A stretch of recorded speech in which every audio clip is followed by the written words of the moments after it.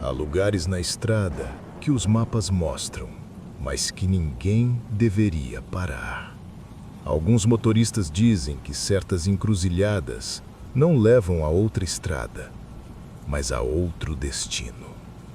Eu estava indo para o interior de Minas Gerais, na região entre Cambuí e Senador Amaral, uma área conhecida pela neblina e pelas curvas fechadas.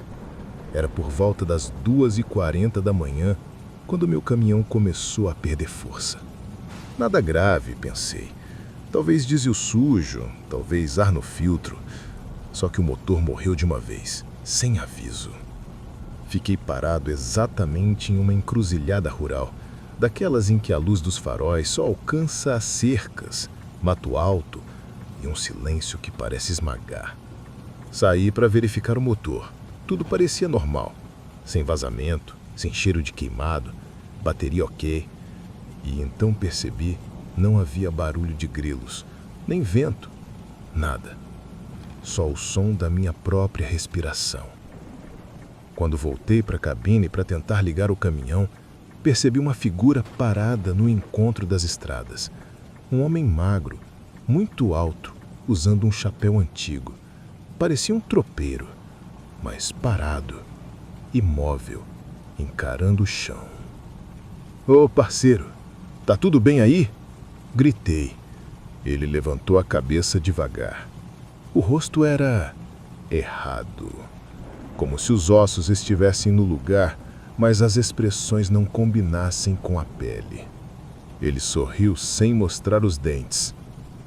Perdeu o rumo, moço. Posso lhe dar um caminho. A voz dele parecia vir de trás de mim e não da direção em que ele estava. Eu dei um passo para trás.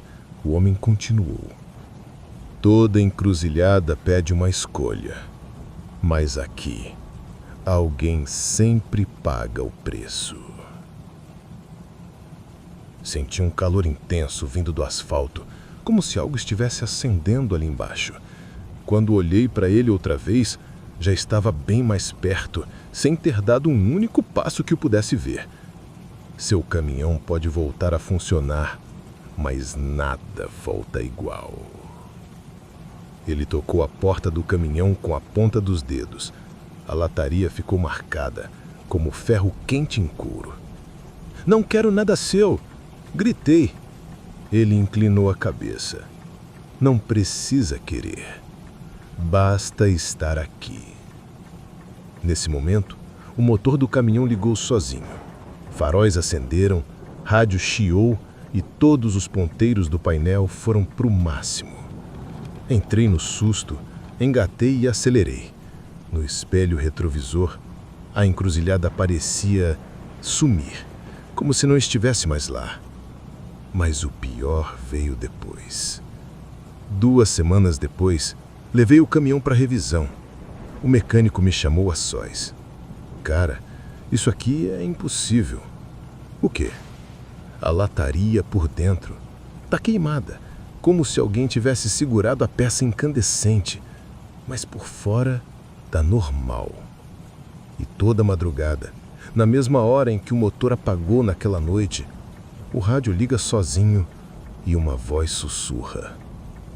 Ainda falta escolher, rapaz. Existem pedidos de ajuda que não deveriam ser atendidos. Eu seguia no trecho entre Chapecó e Nonoai, madrugada funda, neblina baixa e aquela sensação típica de estrada isolada, como se o mundo tivesse parado de respirar. Às 2h17, vi algo pequeno na beira do acostamento.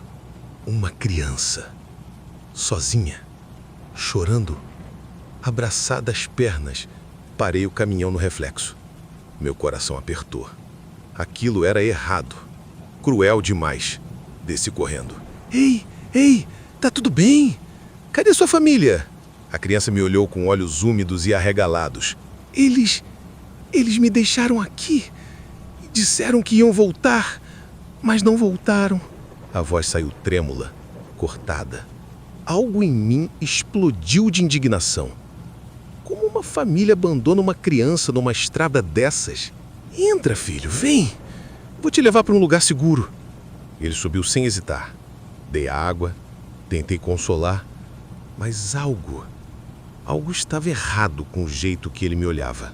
No início, parecia medo. Depois, parecia curiosidade. Como se ele estivesse observando cada pequeno movimento meu, como um predador analisa uma presa. Qual o seu nome, meu filho? Ele demorou a responder. Depois disse baixinho: eu não lembro. Só lembro da fome. O jeito que ele falou fome fez meu estômago gelar. Continuei dirigindo, tentando manter a calma. Foi quando notei suas mãos. Os dedos estavam mais longos do que quando ele entrou. O formato das unhas mudava lentamente, estalando como madeira rachando. Você está se sentindo bem? Ele virou o rosto devagar, demais. O sorriso surgiu primeiro, depois os olhos. O sorriso era desproporcional, esticado, impossível para um rosto humano. Eu tenho unhas! E as unhas se projetaram, curvando-se como lâminas opacas, negras. A pele dos braços se abriu em pequenas fissuras, revelando algo pulsante por baixo, como tecidos que não pertenciam a este planeta. Meu coração disparou. Fui alcançando a porta, sem tirar os olhos dele. A criança, ou aquilo, sibilou. Eu tenho dentes! A boca se abriu um ângulo impossível. Não eram dentes caninos, eram estruturas ósseas triplicadas, como pinças de crustáceo misturadas com presas de algo ancestral. Um som molhado escapou daquela garganta que já não era humana. Você parou! E quem para, pertence a mim! A voz agora era múltipla, várias vozes infantis sobrepostas, formando um coro aberrante. A porta destravou de repente. Me lancei para fora, o caminhão ainda em movimento. Rolei no asfalto, sentindo cada pedra cortar minha pele. Levantei cambaleando e vi o caminhão sumindo na estrada. Algo saiu pela janela do carona, rastejando de um jeito que nenhuma criatura deveria se mover, indo para a mata com velocidade inumana. Dias depois, encontraram o caminhão, vazio. Mas as marcas na cabine não eram de mãos humanas.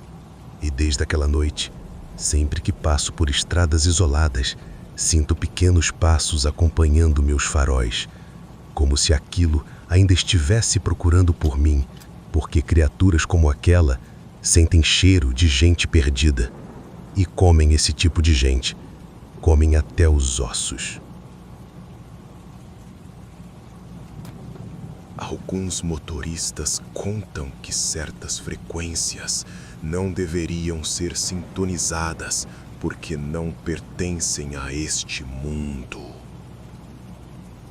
Eu estava no trecho entre Campo Grande e Aquidauana, no Mato Grosso do Sul. É uma região plana, mas com longas retas onde a mente começa a pregar peças. Por volta das 3 da manhã, o rádio do caminhão, desligado, chiou sozinho. Começou com um zumbido fraco. Depois, uma voz. Alô? Alguém me ouve? Por favor, tem alguém na linha? Era uma mulher, chorando.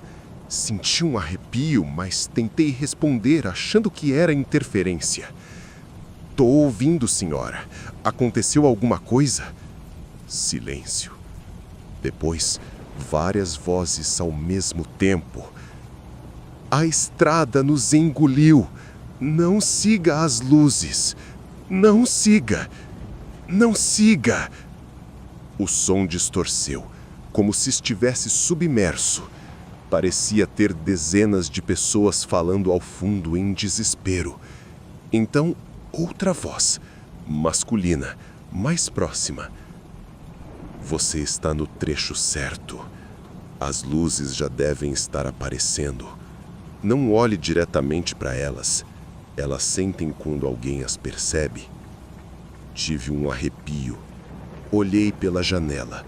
No horizonte, pontos de luz surgiram na beira da pista, mas não eram faróis. Eram como luzes flutuando, silenciosas, acompanhando minha velocidade. A rádio voltou a chiar.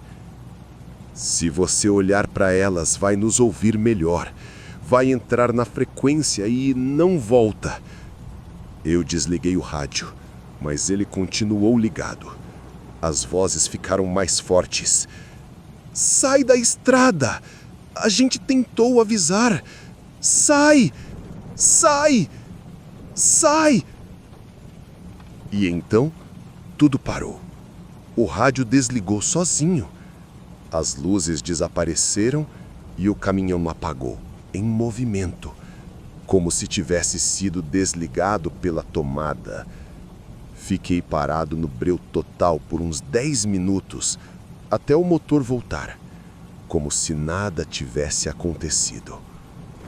Na revisão, o eletricista encontrou um detalhe impossível. O rádio mostrava o registro de transmissão de uma estação inexistente, com nome incompleto. Frequência 0.0, AM, DIN. E até hoje, de madrugada, quando passo por aquela região, a rádio tenta sintonizar sozinha, como se as vozes estivessem tentando me localizar novamente.